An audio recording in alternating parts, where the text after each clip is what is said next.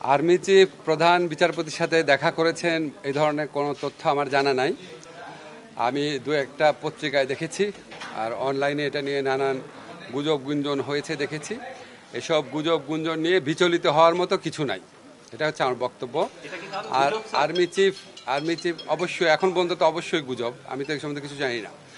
আর army chief আপনার আমাদের প্রধান উপদেষ্টার সাথে মাঝে মাঝে দেখা করেন, রাষ্ট্রপতির সাথেও আগে দেখা করেছেন। তো আমি মনে করি না এটা নিয়ে বিচলিত হওয়ার মতো কিছু আছে। আমি এই ধরনের কোনো সম্ভাবনার ব্যাপারে অবগত না।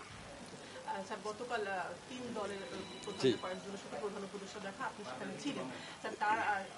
গতকাল প্রধান উপদেষ্টা বলছেন ফেব্রুয়ারিতে নির্বাচন, কিন্তু এনসিপি সহ অন্য কয়েকটা দলের বের বলছে যে ফেব্রুয়ারি নির্বাচনের আগে গণপরিষদ নির্বাচন হতে হবে, জি জি জি সংস্কার বিচার হতে হবে। আসলে কি হচ্ছে আমাদের রাজনৈতিক দল যারা আছেন, আপনার জুলাই গণ অভ্যুত্থানে যারা পক্ষে শক্তি আছেন, তাদের বিচার বিবেচনা বোধের প্রতি আমাদের আস্থা রয়েছে।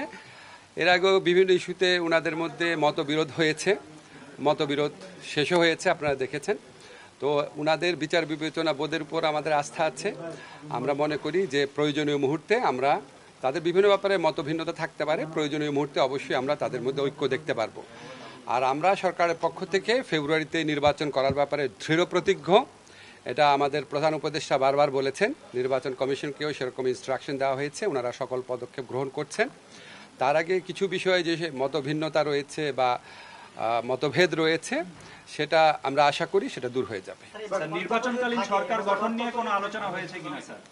না, নির্বাচনকালীন সরকার নিয়ে কোনো আলোচনা হয়। রাজনৈতিক মতপার্থক্য যদি থাকে শেষ পর্যন্ত, তখন কি সমন্বিত নির্বাচন সম্ভব হবে?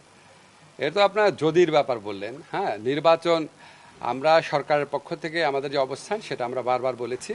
আমরা ফেব্রুয়ারিতে নির্বাচন আয়োজন করার ব্যাপারে দৃঢ় প্রতিজ্ঞ, এবং আমাদের যত রাষ্ট্রীয় কর্মকাণ্ড আছে এই লক্ষ্যকে সামনে রেখে অগ্রসর হচ্ছে, এখানে পেছানোর কোনো সুযোগ নাই।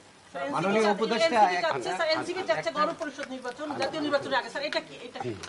এ তো এনসিপির মানে দলীয় বক্তব্য, এটা এনসিপির দলীয় বক্তব্য নিয়ে আমার বলার কিছু না। আমি সরকারের বক্তব্য যেটা সেটা বললাম।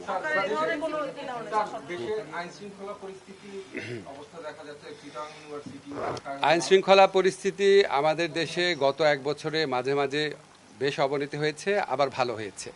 একটা গণ অভ্যুত্থান পরবর্তী পরিস্থিতিতে বা বিপ্লব পরবর্তী পরিস্থিতিতে সমাজে বিভিন্ন রকমের অস্থিরতা থাকে, এবং এই সমস্ত অস্থিরতার প্রেক্ষিতে আইন শৃঙ্খলা পরিস্থিতি মাঝে মাঝে যে আপনার অবনতি ঘটে, সেটা আপনার যতই দুঃখজনক হোক, হতাশাজনক হোক, এটা খুব অস্বাভাবিক বলে মনে করি না। আমরা এরকম সিচুয়েশন আগে ট্যাকেল করেছি, আবার ভালো হয়ে গেছে, ইনশাল্লাহ ভালো হবে আবার। এই অস্থিরতার পিছনে কোনো কিছু আইডেন্টিফাই করেছে কিনা? না, কথা নাই।